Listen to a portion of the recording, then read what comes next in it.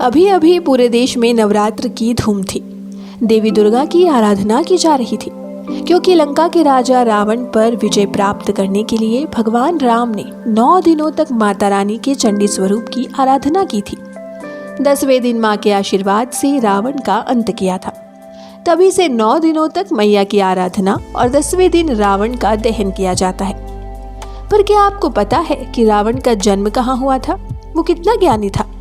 आइए जानने की कोशिश करते हैं।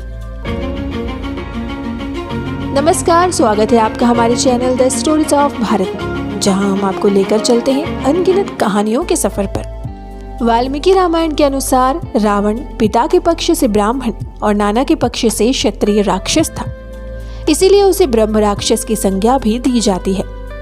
रावण के दादा ऋषि पुलस्त्य ब्रह्मा के 10 मानस पुत्रों और सप्तऋषियों में से एक थे। उनके पुत्र ऋषि विश्रवा की पत्नी क्षत्रिय राक्षस कुल की कैकसी ने रावण को जन्म दिया था। कैकसी के पिता दैत्यराज सुमाली थे। ऋषि विश्रवा की दूसरी पत्नी से कुबेर का जन्म हुआ था। रावण ने अपने पिता ऋषि विश्रवा के संरक्षण में वेदों और पवित्र ग्रंथों के साथ ही साथ क्षत्रियों के ज्ञान और युद्ध कला में भी महारत हासिल की थी। उत्तर प्रदेश में गौतम बुद्ध नगर के ग्रेटर नोएडा से करीब 15 किलोमीटर दूर एक गांव है बिसरख। माना जाता है कि इसी स्थान पर रावण का जन्म हुआ था, इसीलिए यहाँ पर दशहरा भी नहीं मनाया जाता। मीडिया रिपोर्ट्स में इसका कारण ये बताया गया है कि कई दशक पहले बिसरख के लोगों ने रावण का पुतला जलाया था।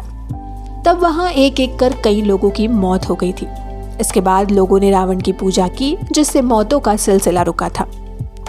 लंका को विश्वकर्मा ने शिव पार्वती के लिए बनाया था, जिसे ऋषि विश्रवा ने यज्ञ के बाद शिव से दक्षिणा में मांग लिया था। इस ऋषि पुत्र कुबेर ने सौतेली मां कैकसी के जरिए रावण को संदेश दिया कि लंका अब उनकी हो चुकी है। हालांकि रावण चाहता था कि लंका केवल उसी की रहे, इसीलिए उसने कुबेर को धमकी दी कि उसे बलपूर्वक छीन लेगा। पिता विश्रवा जानते थे कि शिव की तपस्या के बाद रावण पर किसी का वश नहीं चलने वाला है, इसीलिए कुबेर को सलाह दी कि रावण को लंका दे दे, और इस तरह से लंका पर रावण का कब्जा हो गया। रावण जितना बलशाली था उतना ही विद्वान भी।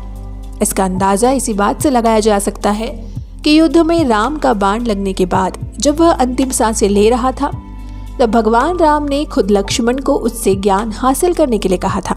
तब लक्ष्मण लंकाराज के सिर के पास बैठ गए। रावण ने लक्ष्मण को पहला ज्ञान यही दिया था कि अगर गुरु से ज्ञान चाहिए तो हमेशा उसके चरणों में बैठना चाहिए। ये ज्ञान परंपरा आज भी भारत में विद्यमान है। रावण सामवेद में तो निपुण था ही, बाकी के तीनों वेदों का भी उसे ज्ञान था। वेदों के पढ़ने के तरीके यानी पदपथ में उसे महारत हासिल थी। लंका के राजा रावण ने शिव तांडव, प्रकुठा कामधेनु और युद्धिष्ठा तंत्र जैसी तमाम रचनाएं की। संगीत में भी रावण किसी से कम नहीं था। धार्मिक ग्रंथ बताते हैं कि रुद्रवीणा बजाने में रावण को हरा पाना शायद किसी के लिए संभव नहीं था। दुनिया को वायलिन जैसा वाद्य यंत्र रावण ने ही दिया, जिसे रावण हथा कहा जाता था। रावण चिकित्सा विज्ञान का बड़ा जानकार था। आयुर्वेद पर तो उसने अर्क प्रकाश नाम से एक पुस्तक भी लिखी थी।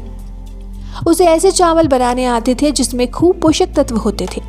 मान्यता है कि यही चावल वह माता सीता को अशोक वाटिका में देता था। पत्नी मंदोदरी के कहने पर आयुर्वेद के ज्ञान के आधार पर रावण ने स्त्री रोग और बाल चिकित्सा पर कई किताबें लिखी थी। इनमें 100 से ज्यादा बीमारियों की चिकित्सा के बारे में बताया गया है। रावण ज्योतिष शास्त्र में माहिर था, यहाँ तक कि पुत्र मेघनाद के जन्म से पहले उसे ग्रह नक्षत्रों को खुद के हिसाब से सजा लिया था। उसका मानना था कि ऐसी स्थिति में जन्म लेने वाला उसका पुत्र अमर हो जाएगा। हालांकि आखिरी समय में शनिदेव ने अपनी चाल बदल दी थी। इससे नाराज होकर उसने शनिदेव को ही बंदी बना लिया था। ज्योतिष शास्त्र पर भी रावण ने कई पुस्तकों की रचना की थी। तो उम्मीद है हमारा आज का ये वीडियो आपको पसंद आया हो। वीडियो पसंद आए तो इसे लाइक और शेयर करें और चैनल को सब्सक्राइब करना ना भूलें।